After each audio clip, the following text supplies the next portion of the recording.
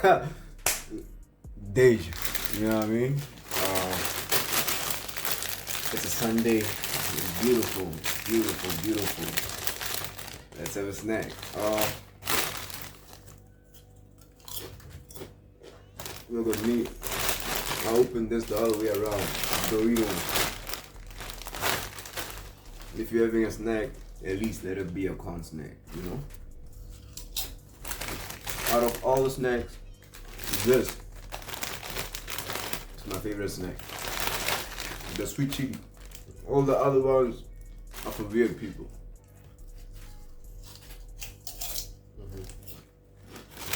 Yeah.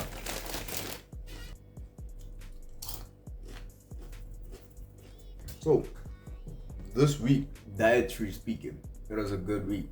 I like the progress of how everything is going. You know, I was able to keep to the diet.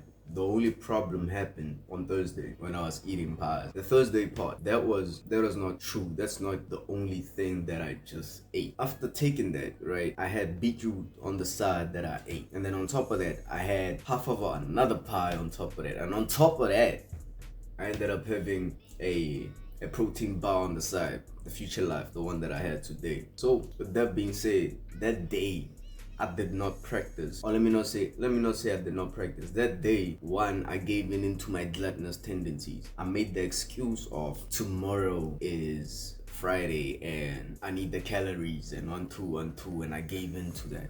Right now, since that was the case, my stomach was so full. The next day, I felt it, and I saw it on my face.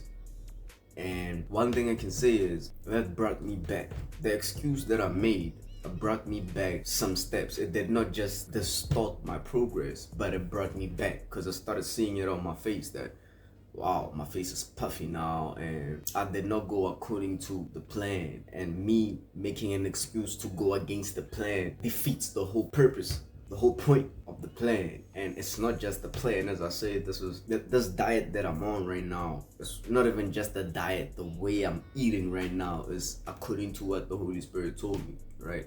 So today I bought wheat bix. So instead of instant potting, I'm gonna switch it up a bit this coming week and I'm gonna eat wheat bix. But this coming week, I won't be showing my diet. I'm gonna be showing my physique, my body where it's at right now. And with that being said, then that I wanted to share this week about the whole thing, like with the diet and everything, is that I knew I had a problem with my food addiction. The fact that I call it an addiction, it shows as a problem to begin with, right? And instead of dealing with it immediately, I would flirt with it. It's one thing being ignorant and you just don't know that you have a problem, but when the minute you identify that it's true that you have a problem, and you would flirt, like me myself, I would flirt with problems. So I would micromanage my problems. Okay, I won't eat this much, but then when it gets to this point, I might overindulge, which defeats the purpose of me doing that. Because as I said, I have an obsessive character, and it's like, I don't want to make it an excuse that it's how I am, and I won't practice self-control, and nah, none of that, you know. So the whole point is I would identify a truth. After identifying a truth that I have a problem, I would flirt with it, maintain it, instead of dealing with it aggressively, dealing with it the way it's supposed to be dealt with. You know, the thing is, I used to have a problem of being a pathological liar. I was great at lying. I would have multiple conversations in my mind before I lied to a person, so that when the person speaks to me, I already had this conversation with the person, and they are just playing out the scene that I have in my mind. They're just playing it out, and I know what they're gonna say, and I would play it out like that, and I would always keep track of my lies. So the more I got closer to God, the more I realized my problem was pathologically lying, you know. And I wasn't just good at lying to people, but I was also great at lying to myself. The problem with it is when I would lie to myself, I would believe it, because I'm the only line of defense. If I would lie to myself and believe it, best believe I would believe it. And I'm gonna operate like the lie is the truth, right? Now, I would lie to myself that maybe I'm not addicted to something because I can go these many days without doing it. But when I do that thing, the way I do it shows a form of addiction, because I wouldn't just do it, but I would go overly, like I'm trying to cover for all the days I didn't do it for, the months I didn't do it for. And obviously it's something that happened with alcohol. As I said, now there's a different way that I approach alcohol. There's a different way that I now approach my diet.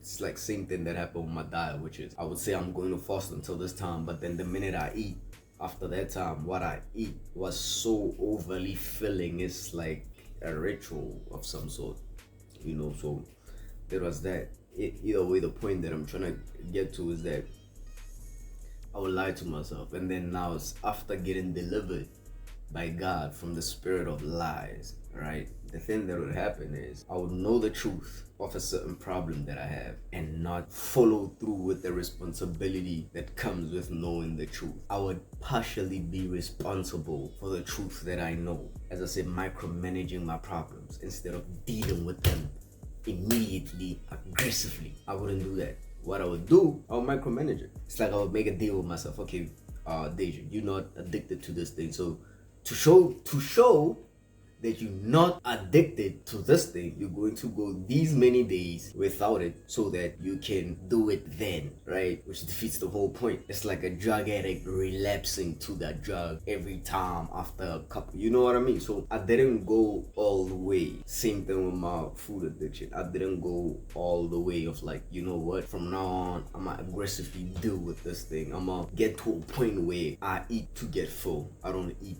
to satisfy. I eat for the purpose of eating, not for the purpose of overindulging. Do I have days where I'm like, you know what, I'm gonna get off it a bit, I'm gonna just enjoy myself? Yeah, but it's not to a point of I can't breathe no more. The food is here, and you know what I mean? That type of, it's controlled enjoyment, like understanding on like, okay, cool, after this, I'm gonna be good. You know what I mean? I enjoy myself. I mean, I'm having the wheels right now. So I wouldn't take the full responsibility of the truth. And I was partially being responsible. And partially being responsible is still irresponsible. Just like a partial truth is still a lie. Sometimes, like, I had to be honest with myself. I had to be honest with myself first. Before continuing with anything or making progress in anything, I had to be honest with myself. Deja, you were micromanaging your sin. You were micromanaging your problem. You were micromanaging your addiction. Deal with it aggressively, accordingly, the way it's supposed to be dealt with. Because partial obedience is still disobedience. Delayed obedience is still disobedience. Partial responsibility is still irresponsibility. Partial truth is still a lie. I had to realize that and come to experience that in real time. I had to experience that in real time, because I could lie to myself all I want, but with time, eventually the truth is gonna come out. Yo, nothing is changing. Yeah, you're saying this, but the fact is this is not changing. You know what I mean? I had to come and look at it and face it. Okay, cool, this is the truth. Okay, what does the truth need? The truth needs action. Alright, I'm aggressively acting on it, and not just acting on it once, but consistent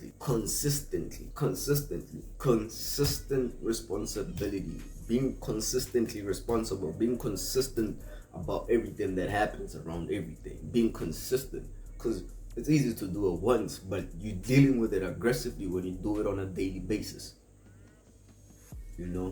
so it's just something that I came to realize this week.